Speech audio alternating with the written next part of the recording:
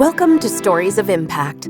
I'm your host, Tavia Gilbert, and along with journalist Richard Sergey, every first and third Tuesday of the month, we share conversations about the art and science of human flourishing. Today, we're back with Richard's fascinating interview with Lord Martin Rees, the UK's Astronomer Royal and the co-founder of the Centre for Existential Risk at the University of Cambridge.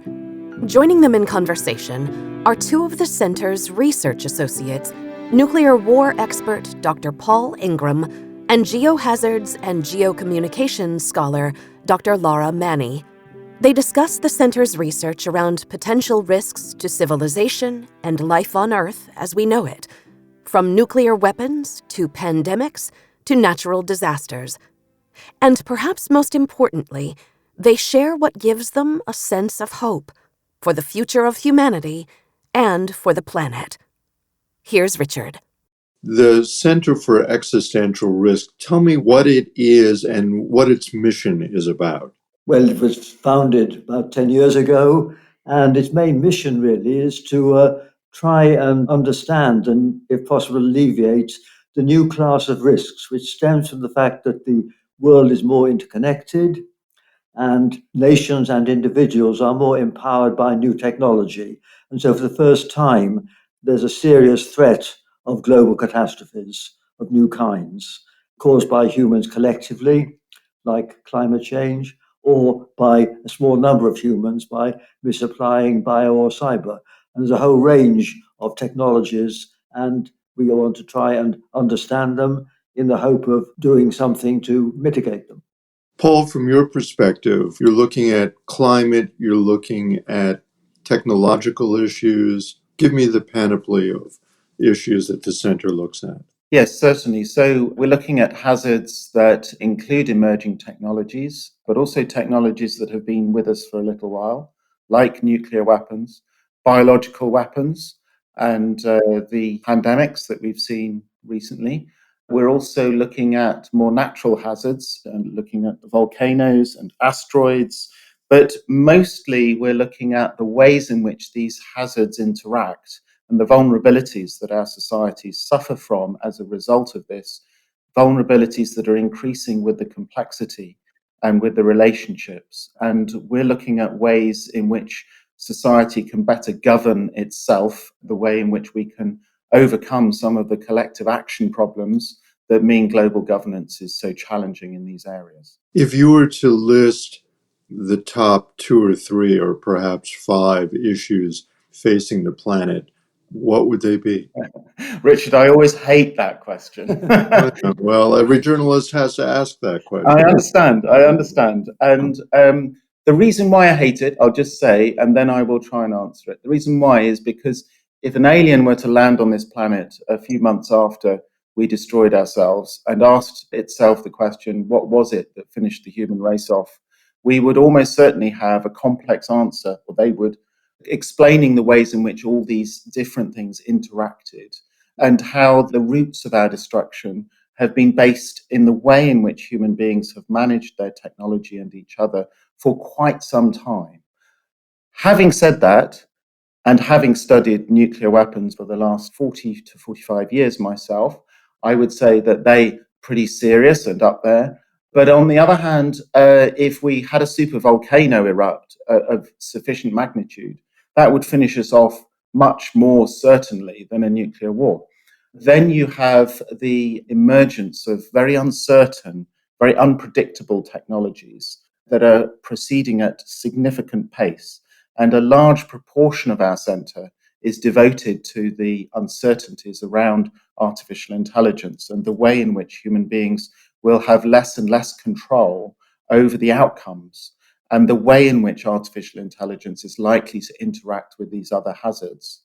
Then you have biological hazards, both deliberate and accidental, or natural rather, which could interact and mean that because we are not very effective at governing ourselves, could well end up with the deaths of billions of people. So I find it very difficult to come to a conclusion. But what I would say is that some of these are very rapid impact, but uncertain. And some of them are slightly slower impact, but very certain. And climate change is a threat that I think is already affecting our capacity to live on this planet, is certainly going to make it more challenging and introduce stresses to our society that it's still deeply uncertain as to how that will then manifest itself in raising the risks that we study in other areas. I want to come to Martin in a moment, but Laura, I'd like to hear from you in terms of the natural world and your concerns in terms of the challenges that lie ahead. Yeah, I think I would mostly agree with Paul there on much of the kind of landscape of global catastrophic and existential risks. It's fair to say that I think most people in CESA would view our potential demise to be more of a gentle nudges towards catastrophe rather than something that might necessarily take us out. Saying that, natural hazards might be some of those that could potentially do that. If we were struck by an asteroid large enough, for example, that would near certainly have devastating consequences for the future flourishing of humanity. And much of my research focuses on the risk posed by large magnitude eruptions. And this has been a really emerging kind of area of discussion within the centre over the last few years. And it's been very much, I believe, to be underestimated for quite a long time. There's that classic narrative of supervolcanic eruptions, these extremely large, colossal scale eruptions that could potentially cause dangerous climatic feedbacks that could potentially devastate our world and lead to the demise of humanity. And those types of eruptions are incredibly rare, tens of thousands of years recurrence intervals for that kind of event. But actually, the mechanism by which volcanic eruption could potentially cause catastrophe, which is the release of lots of gas that reacts in our atmosphere with water, which begins to reflect sunlight back out into space, which can be extremely devastating for our global food supplies. And we actually think magnitudes lower of volcanic eruptions are able to cause that mechanism. And eruptions of that scale have a recurrence interval about every 625 years. So this is actually really high. And this is one that I'm most concerned about right now. And of course, just at the beginning of last year, we had the big Hunga Tonga Hunga Hape eruption in the South Pacific, which just proved to us that our knowledge of volcanoes and their systems is still evolving. It's a nascent field, and we discovered new mechanisms that we didn't know existed before about water being lofted up into the atmosphere, causing a heating effect. We've seen the toe carvings of ice sheets in Antarctica as a result of the shockwave causing a tsunami. There's mechanisms that we don't even understand and are just realizing. So for me, I would definitely I'd advocate for volcanoes right high up on that list. But I would also concur with Paul that things around the malicious use of technologies and things like pandemics are also high up that list. Martin, you've written extensively, but you sent me a lot of your writings on AI and technology and the potential impacts on threats to humanity. If you were to list some of the challenges ahead, what concerns you the most?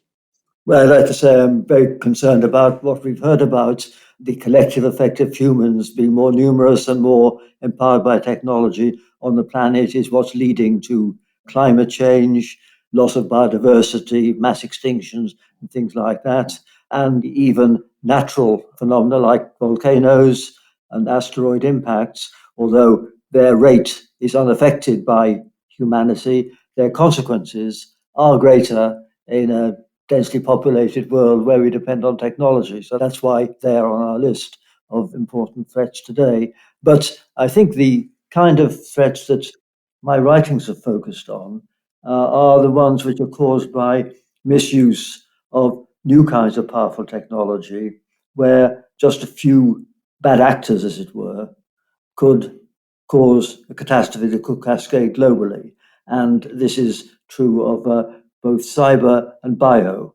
In the context of bio, we know that in an interconnected world, a pandemic can cascade and spread globally quite quickly. And we saw that in the case of COVID-19.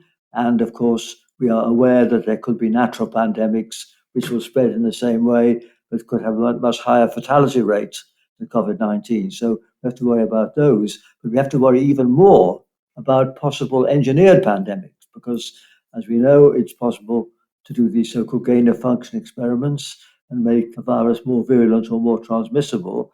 And my worst nightmare, actually, is of that being done by someone who then releases this pathogen in a way that spreads globally. Of course, this is unlikely to be done because no rational person with rational aims would use biological weapons at all, because you can't predict their consequences. That's why they're not used in warfare, and a terrorist group with well-defined objectives wouldn't use them either. But just imagine some fanatic who thinks that humans are a pollutant, there are too many of them on this planet, let's cut the number down. Then even one person like that could cause a global catastrophe if empowered by the kind of techniques available in any university or industrial lab.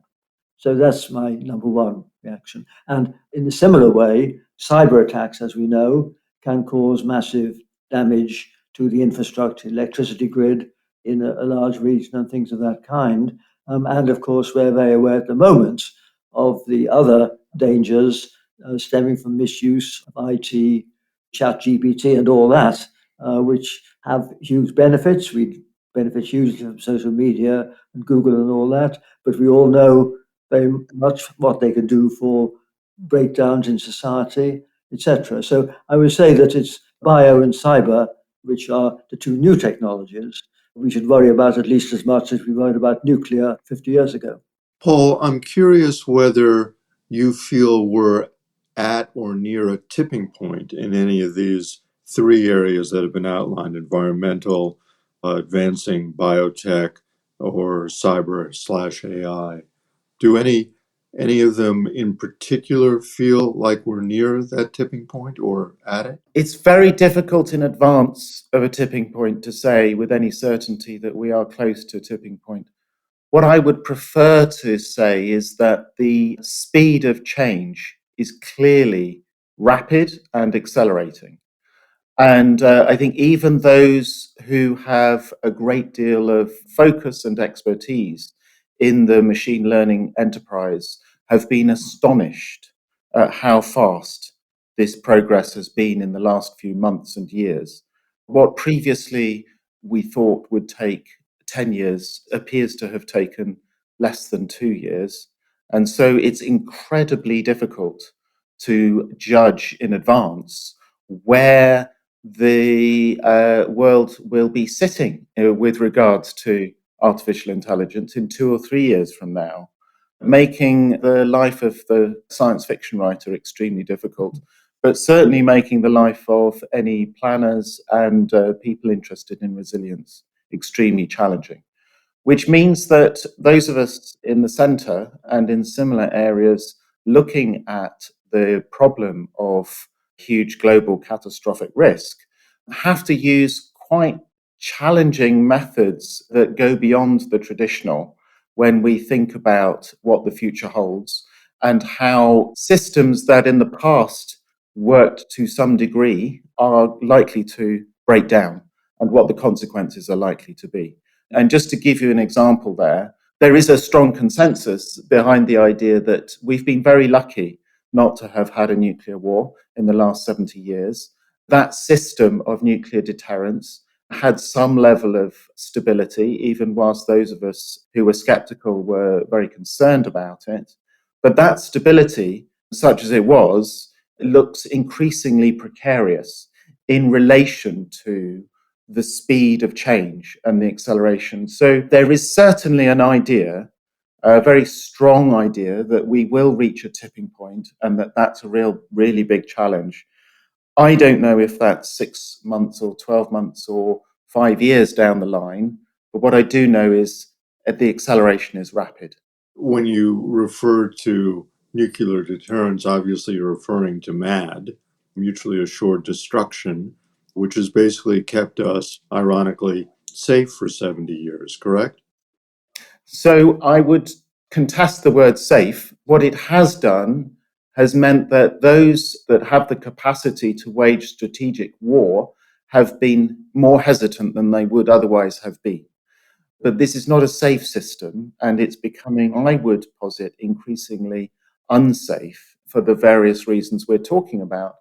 And also the way in which actually the vulnerability that lies at the heart of mutually assured destruction is itself quite an interesting dimension when it comes to all the existential risks that we face.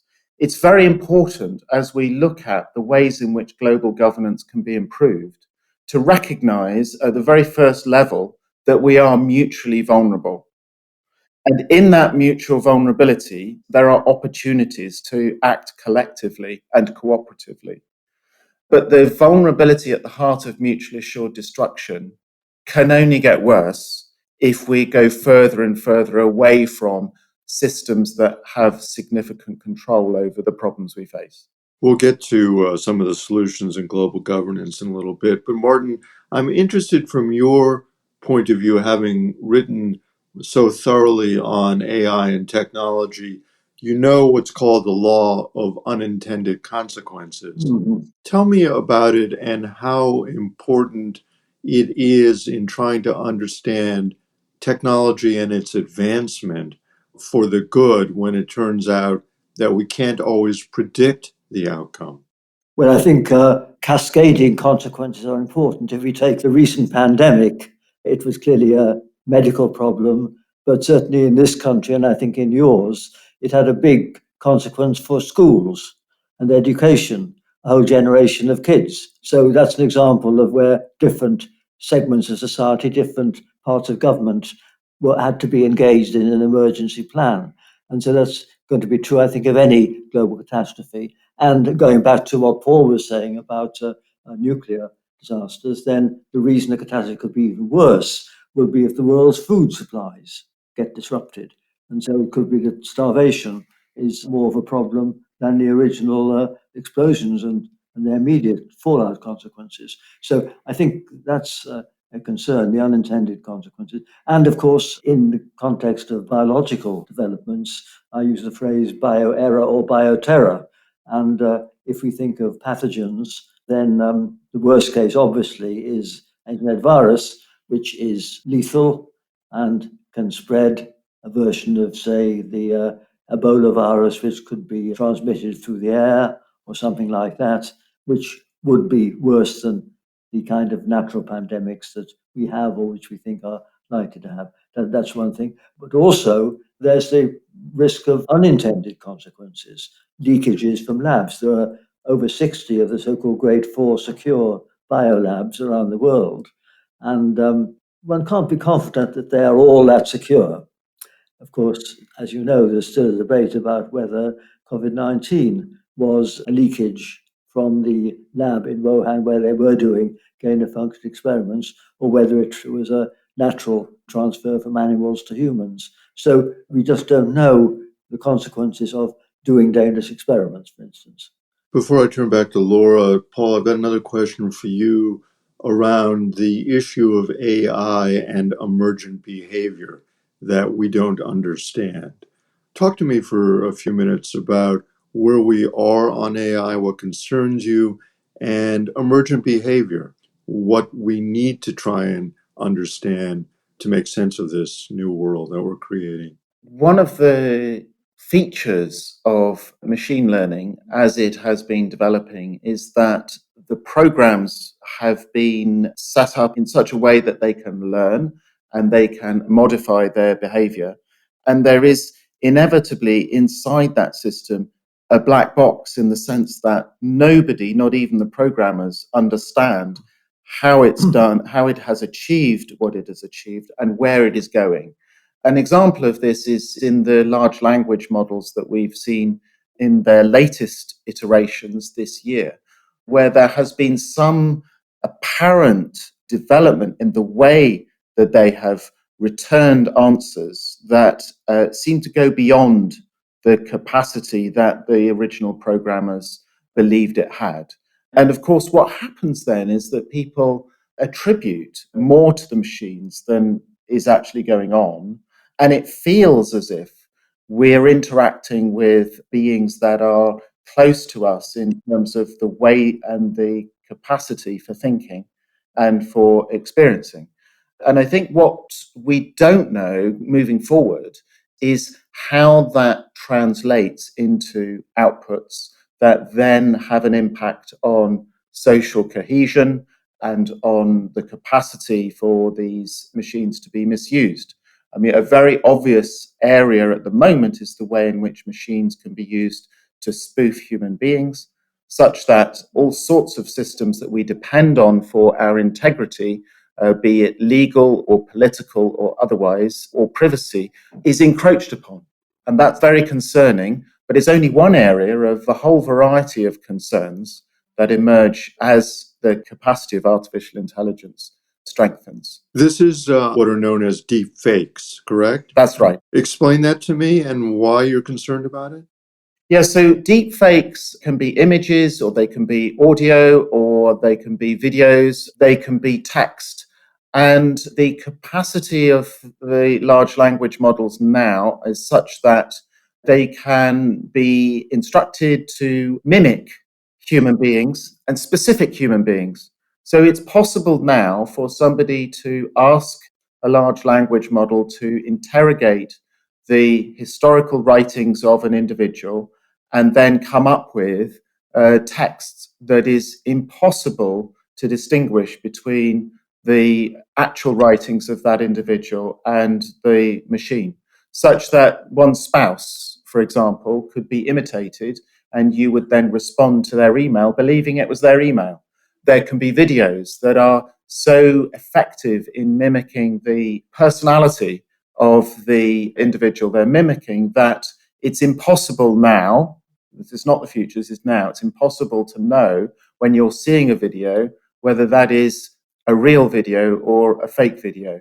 So it means that all the ways in which we have used evidence to assess reality is now up for grabs. It means that reality is very difficult to verify.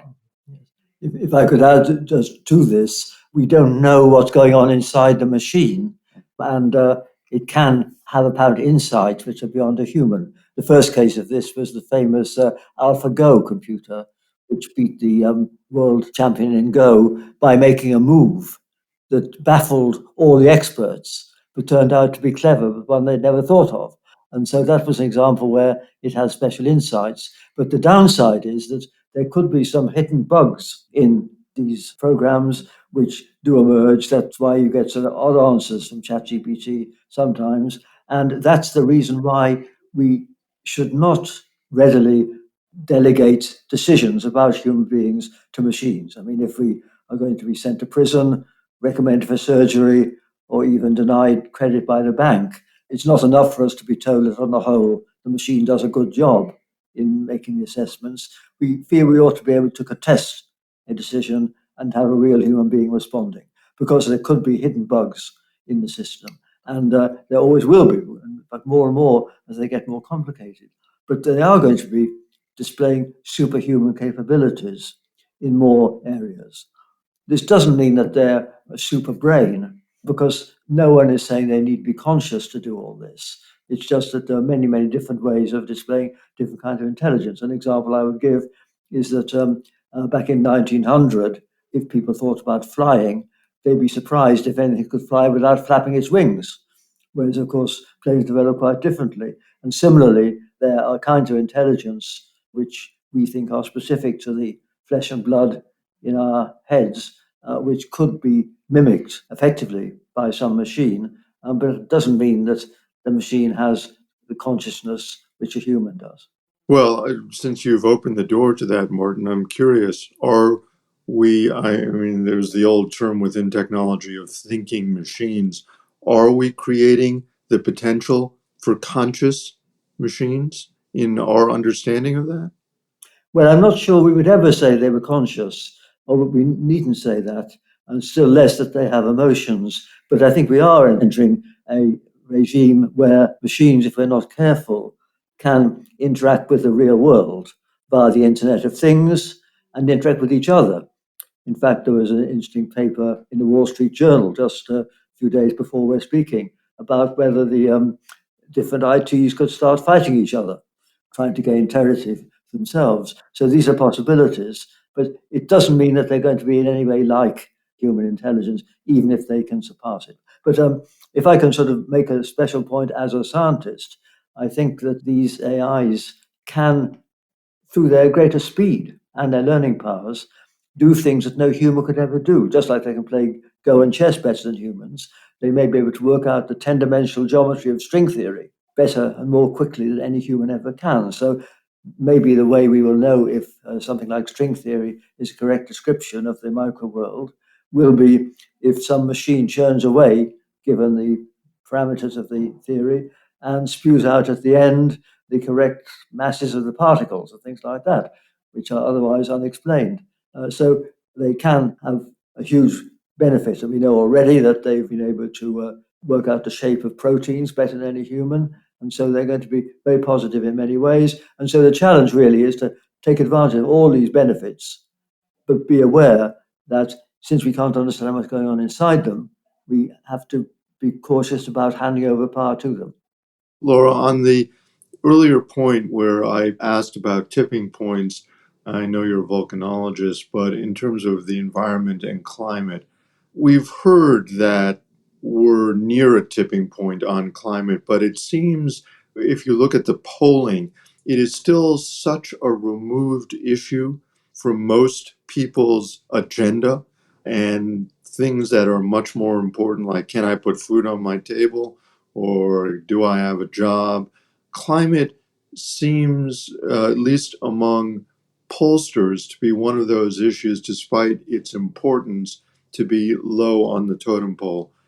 In terms of tipping points and how you persuade an audience to pay attention, what do you say? So that's the golden ticket right there.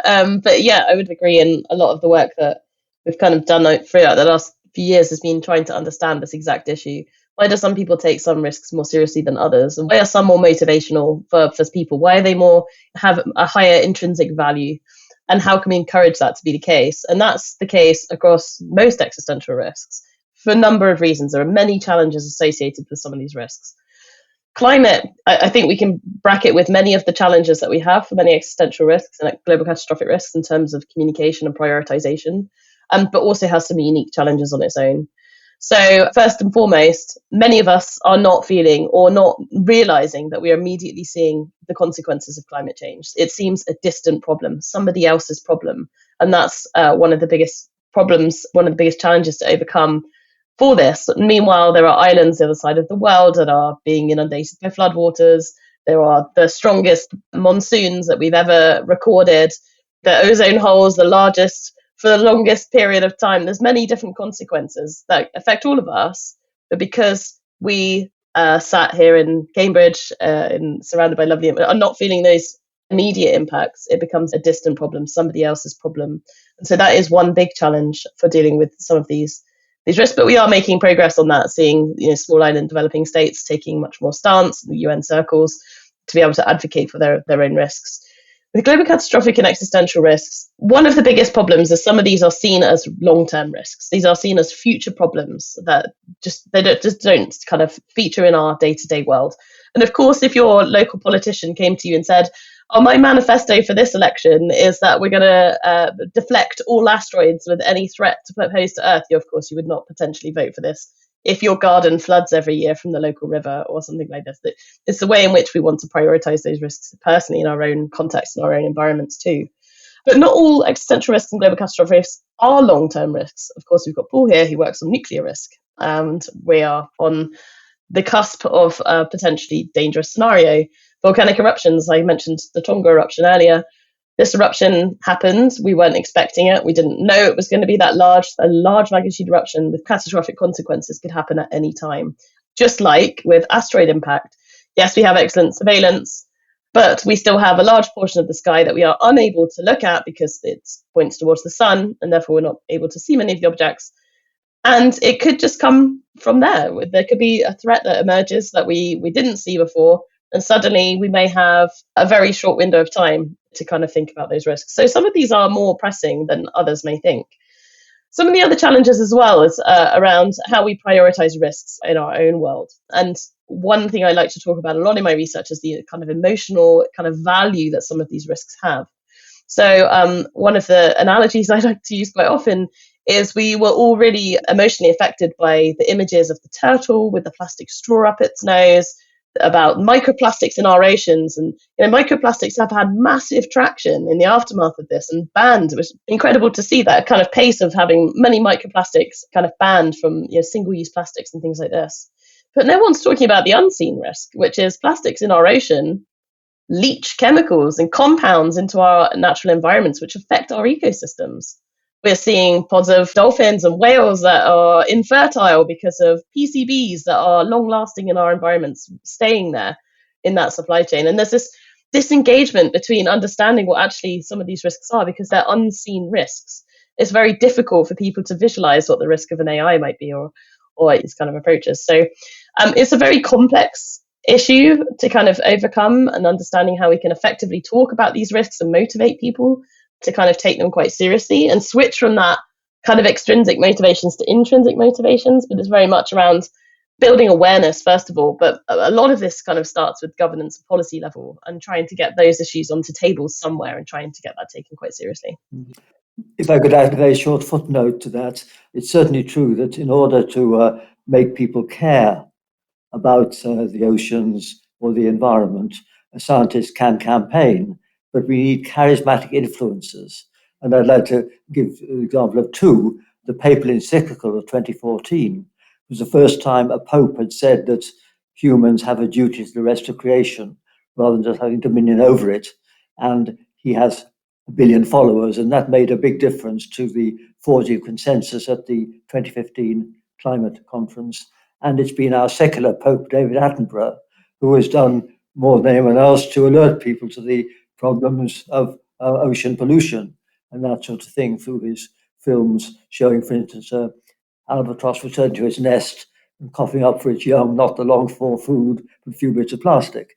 That was an image which raised public perception of the risk of ocean pollution, just like the polar bear and a melting ice floe was an iconic image for climate change. And so if we can persuade the public to care by using these global influences, then, of course, the politicians will take care if they know they'll gain and not lose votes by making these long-term decisions. Paul, you run a multidisciplinary team of folks at the center. Last time I did these interviews, I spoke to your noted philosopher, Hugh Price, who was looking at the morals and ethics of existential risk.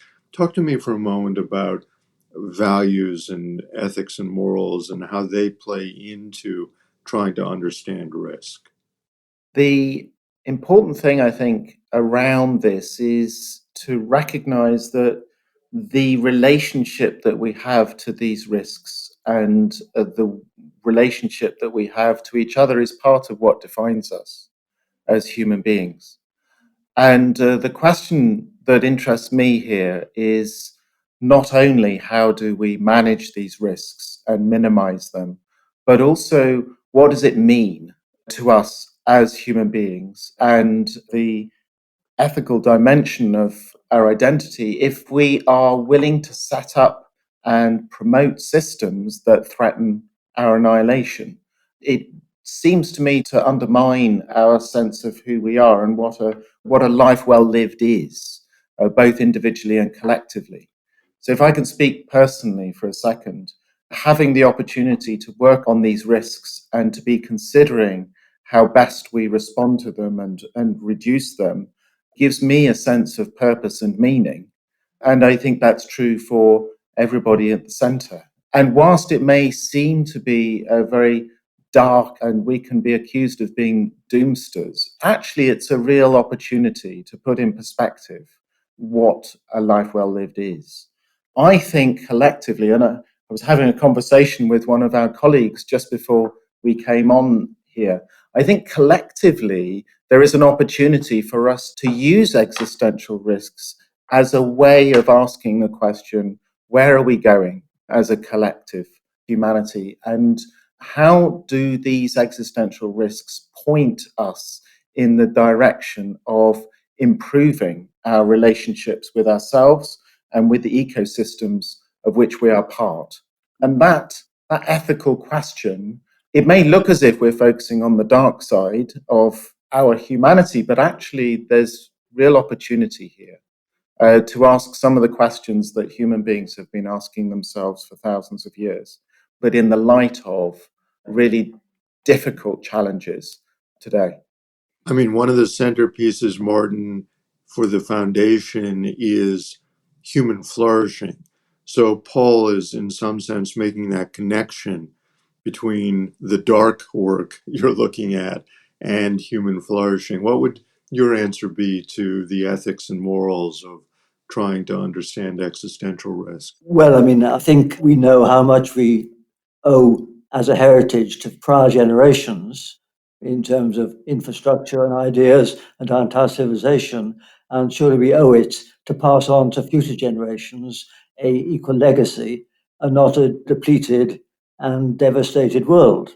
And so I'd have thought that's a very, very important ethical goal, that we should ensure that we don't pass on a depleted world to future generations. And one example is the diversity of life.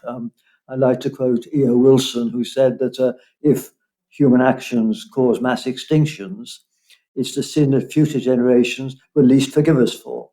We need to care about these things. And that's just one example. And I think if you want individuals to think long term and voters to think long term, they should think about the lives of young people today, babies just born, who will live, we hope, well into the 22nd century, and think long term. So I think to ensure human flourishing in future centuries is a real ethical imperative. And we are putting all that at risk if we don't give more effort to trying to minimize these existential risks. And centers like CSER are trying to do this. And in fact, there are all too few people around the world doing this. There are probably a couple of hundred people who are working full time on this. And the way I put it is that the stakes are so high that even if we can reduce the probability of these risks by 1 part in 1,000, our work's been well worthwhile. We've earned our keep because the stakes are so high. But I would say that's one ethical concern which is global. But of course, more parochially, we've got to make sure that the benefits of science, as it's now more empowering, can be harnessed without at the same time releasing all the downsides of science. That's the big challenge for politicians, and that's what we as a group can try and do this, because we are academics, but unlike most academics, we are trying not just to understand the world, but to change the world as well. Laura, as representative of the youngest generation on this panel, what would you say? I mean, I obviously agree with both Paul and Martin. And I guess for me, there's a moral imperative around making sure that we even just think about existential risks. I mean, even before the formation of CSER, there was only just one group in Oxford thinking about this. And that's the kind of mind blowing that we haven't been thinking about this sooner. And there's this, yeah, it's kind of Martin says, there's this kind of consequentialist kind of view of this. It's like, okay, well, if we don't think about this, then the cost of this could be massive. We could be looking at, the loss of billions of lives in a catastrophic food disruption, or trillions to the economies, whatever your value, your intrinsic value is there. And so it kind of makes sense that we make sure that we think about this, particularly factoring in future generations in those discussions is the one that I think is the most important in lots of these discussions. And that value of lost generations, billions and billions of people to come, and making sure that they potentially have a world that is fair and just for them equally. And we thought about this a little bit even in the space of the volcanic risk thing, the research that we've been doing, and thinking about a lot of the way we talk about that risk, for example, is what could we do if something like this happened? And they're not easy conversations to have, and they are very kind of focused more precautionary. But then we kind of could see ourselves in a bind if we become too cautious in our kind of approach to thinking about some of these risks. Then, like Martin says, we could find ourselves having not ever really made much progress and not have made that tiny contribution. So I think the importance of ambition, curiosity is really important when we think about the work that we do and thinking about the protection of future generations, particularly, but also, the protection of our world, and overcoming some of those basic kind of principles that we think about when we think about the ethics and the moral philosophy of what we do. Paul, I know you're going to hate this question. I'm sure it's been asked of you before, but how do you sleep at night? Oh, it's been asked many times. Caesar's number one question, I'm certain. It is fascinating, because I can imagine that if you don't think about these things very often and then you suddenly face them, that you imagine losing sleep. I've been thinking about nuclear weapons and nuclear war for 40 years, and I think I can count on one hand the number of nights that I've lost sleep. And the reason for that is because I've already integrated this thinking and the consequences into my life, so that it's not some problem out there that is separate from me. It's actually part of who I am, that I think about nuclear weapons and nuclear war. And I think there is positive opportunity as well as negative consequence. I believed when I was a teenager that we wouldn't last 10 years. I believed that there would be nuclear war before the end of the 1980s. And we didn't. And there's hope in that story, because nobody predicted the end of the Cold War, and yet it happened.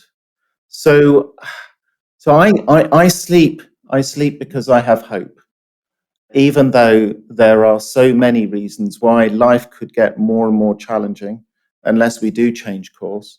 But I do have optimism that we can wake up before it's too late, and that we can strengthen our societies and be more caring and compassionate with each other, because that is not only the right thing to do, it's also the most likely way in which we will escape the risks that we study. So, Martin, same question to you. And if I hear Paul, he is relying to some degree on our better angels. Well, I mean, I echo everything Paul has said, and I'm even older than Paul, and so I can remember the Cuba crisis, and that was the time when there was a severe threat, and indeed, when the history is looked at in retrospect, the threat was even larger than we thought at the time.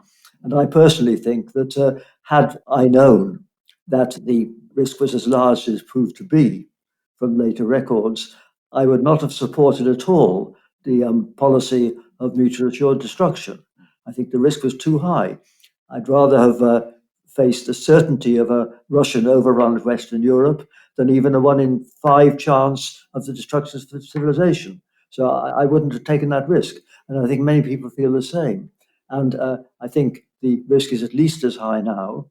And I think we should worry also about these other misuses of these new technologies, 21st century technologies, as well as the 20th century technology of nuclear science, because these are equally dangerous, and they could lead to a sort of gradual disintegration of society if they allow us to drift into a world where we can't maintain all the things that have allowed us to live in an integrated economy.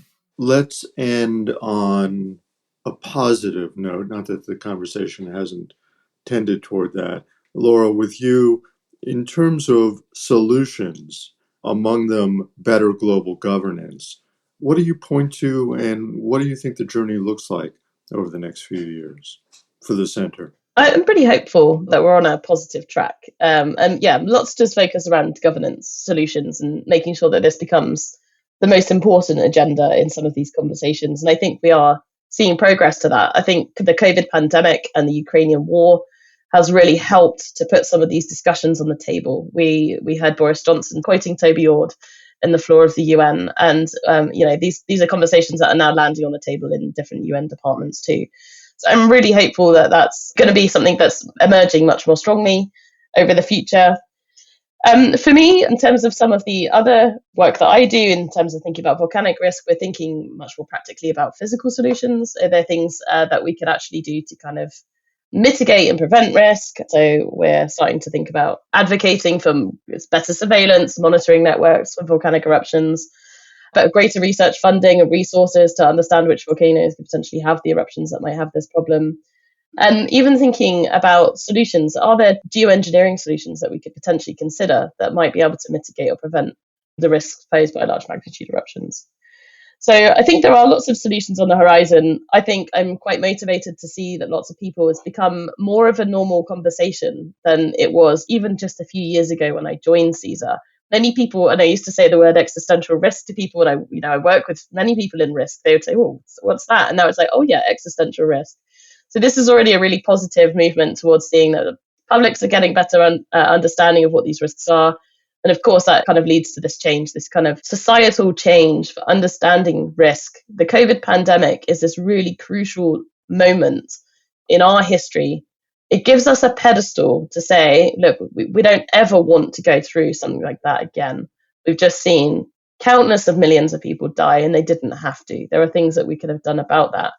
And using that as a very critical moment to kind of advocate for progress in these areas, to getting these agendas on tables and getting mitigation actions towards some of these in place and preparedness actions.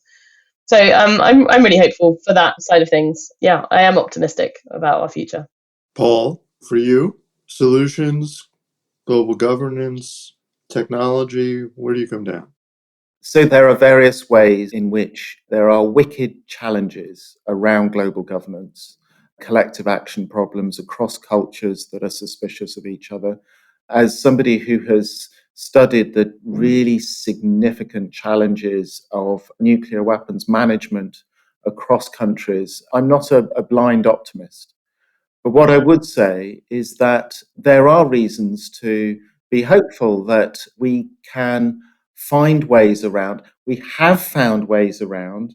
I mean, just look at the incredible network of UN agencies in which people from all over the world are cooperating to address some of the really significant challenges that humanity faces in a cosmopolitan manner. Just look at the way in which regulation and intervention has been successful in reducing some of the worst ravages of natural diseases across the world. There are many things to be hopeful around. And I think that looking at existential risks enables us to see some of the hidden, undiscovered opportunities there are to look at the assumptions that drive competition between states. And I feel optimistic that as we face these challenges in the coming decades, that we will find new ways of collaborating, even where there are different cultures with different assumptions, because we need to be building ethics that involve listening and engaging, respect for plurality, and recognizing that sometimes a culture that has a bit more emphasis on individualism and privacy has some strong answers, and sometimes a culture that is based more on collectivism and other ways of arranging our society has some benefits and advantages, and that we learn from each other. Well, I think governance is getting harder because of social media, because more voices can be heard, which is a good thing. More strident voices appear on the scene.